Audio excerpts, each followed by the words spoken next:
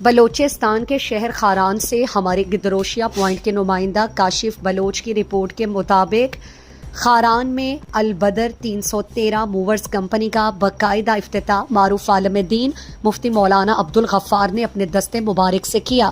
افتتاحی تقریب میں خاران کے سیاسی و قبائلی رہنماؤں، ٹرانسپورٹ مالکان، انجمن تاجران، علماء کرام، ٹرانسپورٹ یونین، سماجی شخصیات، طلباء اور عوام کی بڑی تعداد نے شرکت کی۔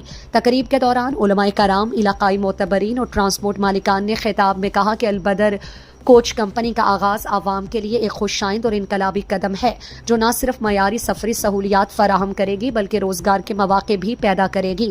مقررین نے اس امید کا اظہار کیا کہ کمپنی غریب عوام، طلباء اور مستحق مسافروں کے لیے خصوصی رعایتی کرایہ متعارف کرائے گی تاکہ کمزور طبقہ بھی آرام دہ سفر سے مستفید ہو سکے۔ تقریب سے خطاب کرتے ہوئے حاجی عارف محمد حسنی اور دیگر کوچ مالکان نے اس عزم کا اظہار کیا کہ البدر کوچ کمپنی جدید سفری سہولیات اور بہتر سروس کے ذریعے عوام کی امیدوں پر پورا اترے گی۔ انہوں نے کہا کہ کمپنی نہ صرف سفر کو محفوظ اور آرام دہ بنائے گی بلکہ علاقائی معیشت کو بھی فروغ دے گی جس سے کاروباری سرگرمیاں مزید بڑھیں گی۔ افتتاحی تقریب کے اختتام پر خصوصی دعا کی گئی جس میں علاقے کی ترقی، امن و خوشحالی کے لیے دعا کی گئی۔